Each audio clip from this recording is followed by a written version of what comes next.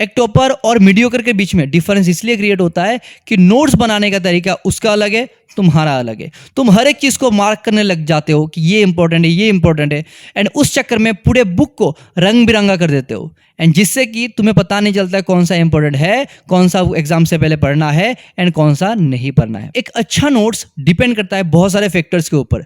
ऐसा नहीं कि बाजार में मिल रहा है नोट्स और तुम उसको उठा के पढ़ना चालू कर रहे हो और तुम सोच रहे हो क्योंकि ये टॉपर्स का नोट है तो तुम भी टॉपर बन जाओगे। ऐसे होता नहीं है। वो टॉपर इसलिए टॉपर बना क्योंकि उसने अपना नोट खुद से, खुद के वर्ड से लिखा है, दूसरों के माइंड से नहीं। तो तुम्हें भी अपने नोट्स को खुद से बनाना है, खुद के भाषा से, जैसा भी बनाओ, बट ऐसे बनाना है कि खुद से समझ में आए, और एग्जाम से पहले जो भी तुमने अपने लैंग्वेज में लिखा वो तुम जल्दी से जल्दी पढ़ के रिवाइज कर सको। तो मैंने अपने कॉलेज के दिनों में स्पेशली क्लास 12 से नोट बनाना चालू कर दिया था। 11 में मुझे पता नहीं था, एंड 12 में आके किसी भले आदमी ने बताया, बेसिकली मेरे सर ने बताया कि तू नोट्स बना। नोट्स बनाना कितना ज़रूरी है ये तुझे अंदाज़ा नहीं है। तब जाके मैंने धीरे धीरे बनाना चालू किया, एंड अपने मेथड से मैं अभी भी नोट्स बनाता हूँ, पढ़ाते हुए भी। समझ में आया? तो मेथड का नाम है TDS मेथड। बेसिकली तुम्हें क्या करना है, जो भी तुम चैप्टर चालू करो उसका 3 नोट्स तुम्हें बनाना है, और ये वाला बहुत ही ज़्यादा इंपॉर्टेंट नोट है, इसमें बाद में आते हैं। पहले डिस्कस करते हैं what T stands for. T का मतलब होता है ट्यूशन नोट्स। समझ लो आज तुम ट्यूशन में गए हो और तुम्हारा सेट थ्योरी के बारे में डिस्कस हो रहा है। मैथ की बात कर रहा हूँ, सेट थ्योरी के बारे में डिस्कस कर रहे हैं टीचर। तो उन्होंने सेट समझाया, सेट को कैसे लिखा जाता है वगैरह वगैरह, सेट का क्या क्या फॉर्म्स होते हैं, सब उन्होंने लिखना चालू किया। एंड क्योंकि लिखा रहे हो तो तुम भी ऑब्वियसली लिखोगे, ठीक है, लिखना चालू कर रहे हो। पढ़ाते पढ़ाते अचानक तुम्हें ये लगा कि ये वाला फॉर्मूला तो मुझे नया मिला और ये वाला फॉर्मूला शायद थोड़ा हार्ड है, इसको मुझे याद रखना होगा। तो तुम क्या करो, उसको थोड़ा हाईलाइट कर दो उस फॉर्मूले को। कैसे? आइदर तुम डैश दे सकते हो इसके नीचे या फिर इसको बॉक्स में रख सकते हो। ध्यान देने वाली बात है कि यहाँ पे तुम मिनिमम 3 कलर का पेन यूज कर लेना। मतलब एक हो गया ब्लू जिससे तुम लिखोगे, एक हो गया ब्लैक, या फिर ग्रीन, या फिर रेड चूज कर सकते हो। जैसे कि मेरे केस में मैं ग्रीन और रेड चूज करता था। अभी इसका मतलब क्या है समझ लो।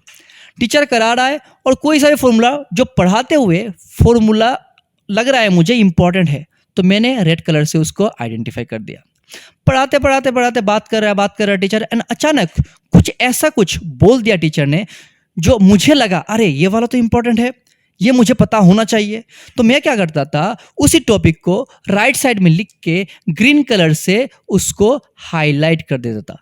सिर्फ हाईलाइट करने के लिए मैंने 2 कलर यूज किया। इसका मतलब यह नहीं कि तुम क्वेश्चन एक कलर से लिखो, आंसर एक कलर से लिखो, फॉर्मूला एक कलर से लिखो। ऐसे मत करना, इतना टाइम किसके पास है, मत करना ऐसे। समझ में आया? ऐसे करते हुए मैंने अपना पूरा क्लास कंप्लीट कर लिया है। समझ में आया?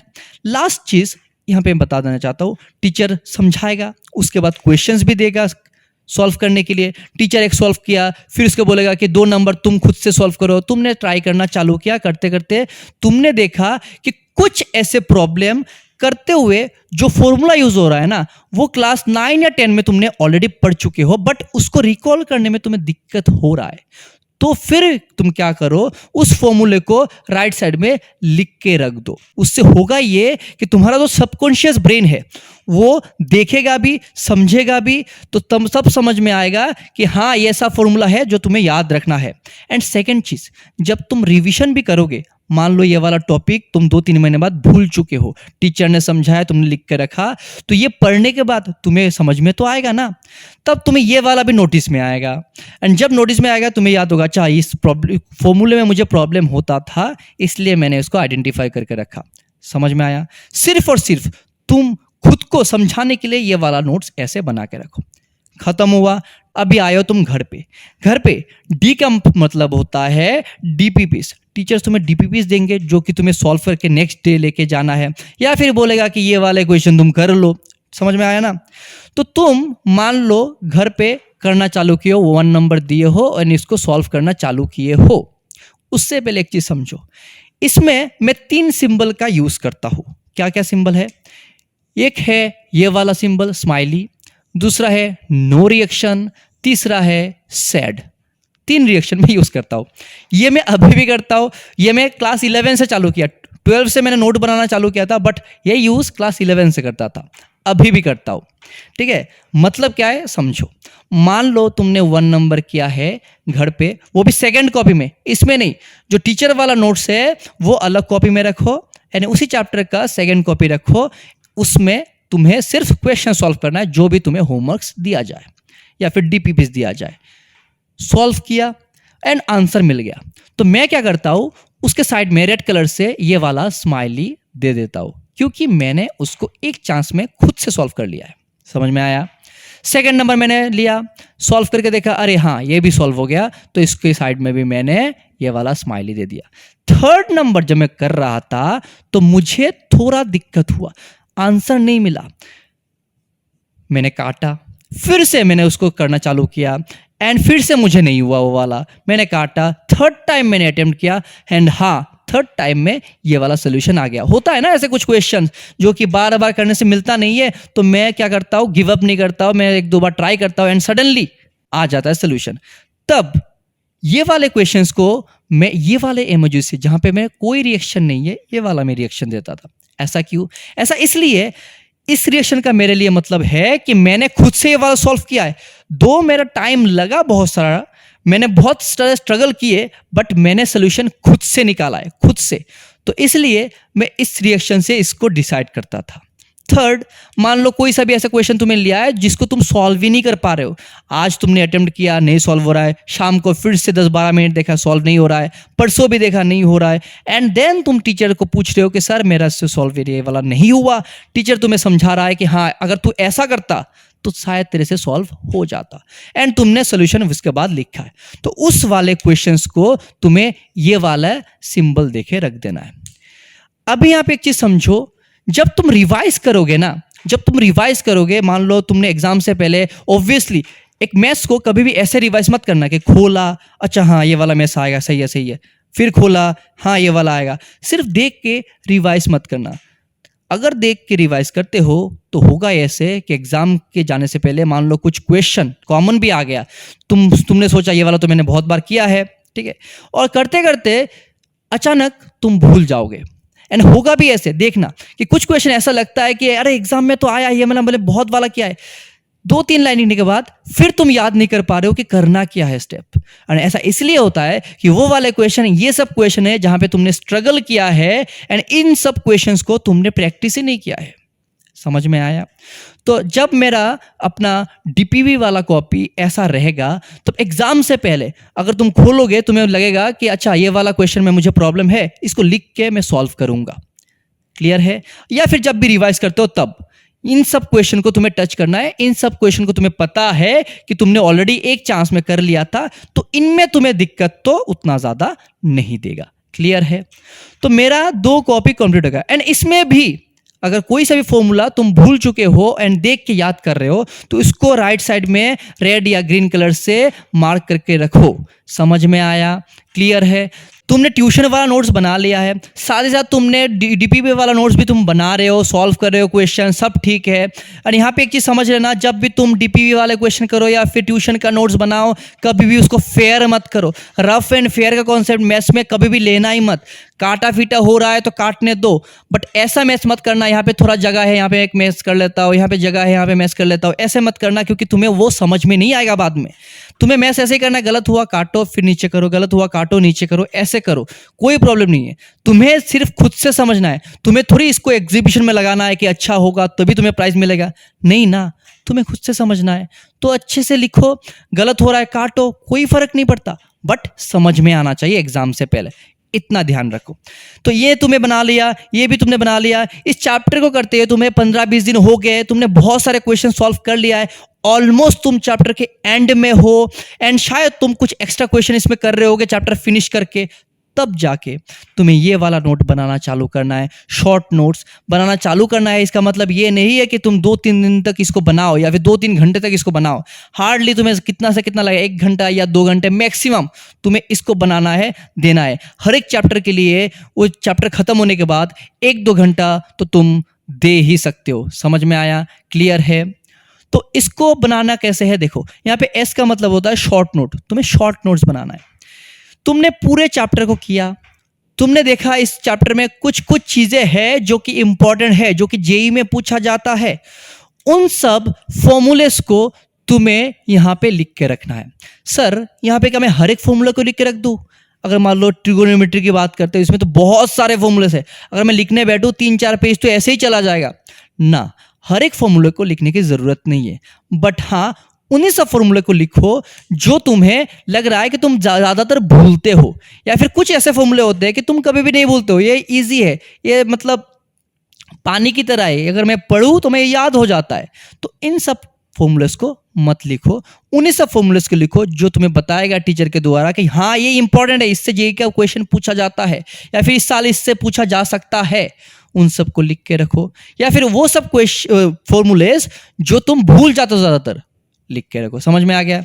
सेकेंड चीज, फॉर्मूला तो लिखना हो गया, तुम्हें कॉन्सेप्ट्स भी लिखना है। कॉन्सेप्ट्स, कुछ कॉन्सेप्ट्स होते हैं जो कि तुम भूल भी जाते हो या फिर इंपॉर्टेंट होता है। सेम चीज, आइदर तुम भूल जाते हो या फिर इंपॉर्टेंट है बहुत ज्यादा। इसको लिख के रखो, बट जब लिखो खुद के भाषा में लिखो, जैसा भी हो, कुछ भी हो, जो तुम्हें पढ़ने में अगर कोई दूसरा पढ़े ना वो हंस दे या फिर बोले क्या तूने लिख दिया, छी छी, डजंट मैटर। तुम्हें खुद से समझ में आना चाहिए, ऐसा नोट्स बनाओ तुम। तो तुम ऐसे कॉन्सेप्ट लिखो खुद के भाषा से या फिर खुद के वर्ड्स यूज करके, ताकि तुम बाद में उसको रिवाइज जब करो ना तुम्हें अच्छे से जल्दी से दिमाग में बैठ जाए। क्लियर है? तो तुम्हें कॉन्सेप्ट भी लिखना है। थर्ड चीज, तुम्हें वो सब क्वेश्चंस लिखना है जो तुम्हारे टीचर के द्वारा बताया गया है कि इस साल के लिए इंपॉर्टेंट है, या फिर ये सब क्वेश्चन जो कि करते हुए तुमने प्रॉब्लम फेस किया एंड तुम्हें लग रहा है ये वाला क्वेश्चन तुम्हें बाद में भी दिक्कत देगा, लिख के रख दो। ठीक है, समझ में आया? अभी कुछ कुछ ऐसा होता है कि क्वेश्चंस में ऐसे स्टेप यूज हुए जो कि जनरली नहीं होते। जनरली हम लोगों को एसएमएस मिला ही नहीं जो मैं इस स्टेप को यूज कर सकूं। गिने चुने कुछ क्वेश्चन होंगे, तो जो तुम क्वेश्चन लिख रहे हो ना एक एक करके, अगर मान लो वो गिने चुने स्टेप पड़ जाता है उसमें, उसको सॉल्व भी करके रख दो। एक क्वेश्चन या फिर मान लो 6-7 क्वेश्चन ऐसे होंगे जो ऑड तरीके के होंगे, उसको सॉल्व भी करके रख दो। चौथा चीज यहां पे ये है कि जब भी तुम कुछ कॉन्सेप्ट्स या फॉर्मूले को याद जल्दी से रखना चाहते हो, उसका कुछ एक्रोनिम्स या फिर कुछ रिदम बना दो। ठीक है, जैसे कि मेरे को एक छोटे की बात करो, जब मैं छोटा था तब millimetre, centimetre, decimetre, decametre, hectometre, kilometre, ये चीज़ मुझे याद नहीं रहता था। तो मैंने गाना सुना था एंड उस गाने के जो ट्यून था उसके रेस्पेक्ट में मैंने उसको बना दिया, जैसे कि milli, centi, decimetre, deca, hecto, kilo. ठीक है, जैसे कि मैं अभी भी अगर मैं भूल जाता हूँ मैं ऐसे ही याद करता हूँ।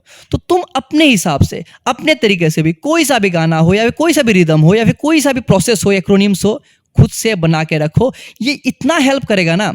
तुम्हारा अल्टीमेट गोल क्या है? क्रैक करना ना, क्रैक करना है तो तुम कैसे भी क्रैक करो, कैसे भी याद रखो, डजंट मैटर।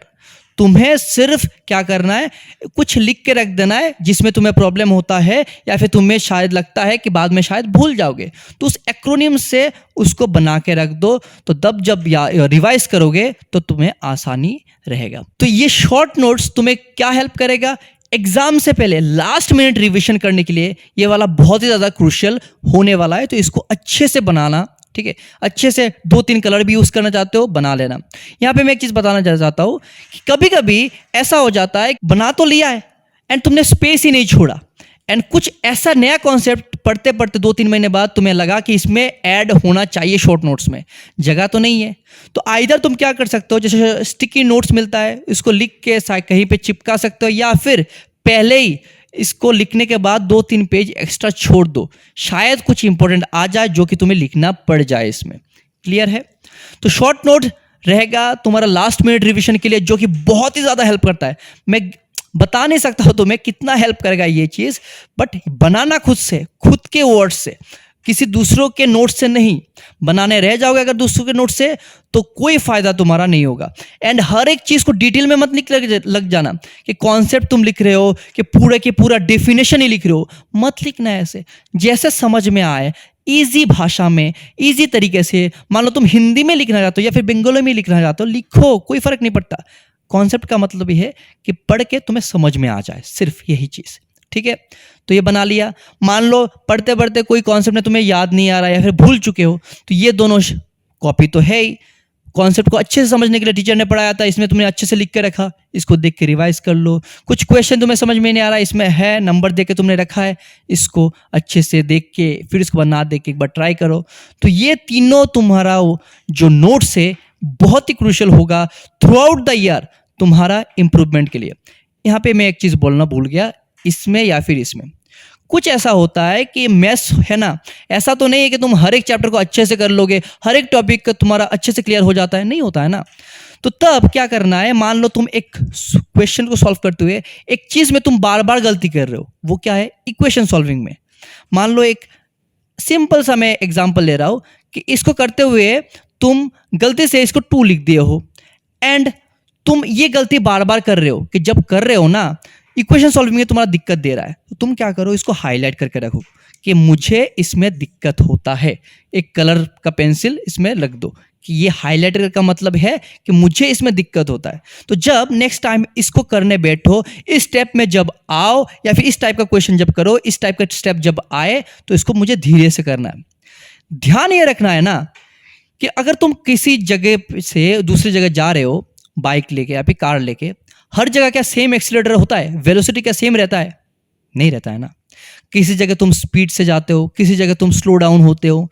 तो सेम चीज तुम्हें मैथ में भी करना है, हर एक जगह में सेम पेस पे मत जाना कि मुझे हर एक क्वेश्चन में सेम ही टाइम लगेगा, मैं इसको इतना टाइम क्यों लग रहा है क्वेश्चन को सॉल्व करने में। ऐसे होगा, कोई प्रॉब्लम नहीं है।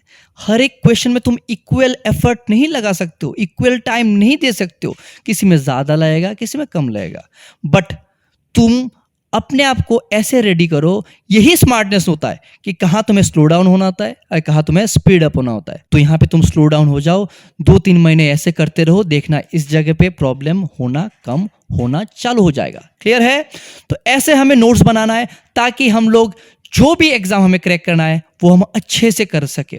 ठीक है, तो नोट्स बनाने का तरीका अपने आप को देना, एंड यहाँ पे तुम चेंज भी कर सकते हो, तुम्हारा मर्जी, बट ध्यान ये रखना है नोट्स अपने वर्ड्स में बनाना है, अपने में जो समझ में आए वही बनाना है। दूसरों का बोलने से तुम्हें नोट्स चेंज नहीं करना है, खुद का जो समझ में आ रहा है उसी भाषा में तुम्हें लिखना है। एंड बाजार में जो नोट्स मिलता है ना कि ये टॉपर के नोट ले ले, अच्छा स्कोर हो जाएगा, इनसे तुम्हें बचना है। बट हाँ, एक चीज़ कर सकते हो, रेफरेंस ले सकते हो कि वो क्या क्या फॉर्मूलास लिख रहा है जो कि तुम मिस कर रहे हो, हाँ वो कर सकते हो, बट लिखना खुद के लैंग्वेज में है।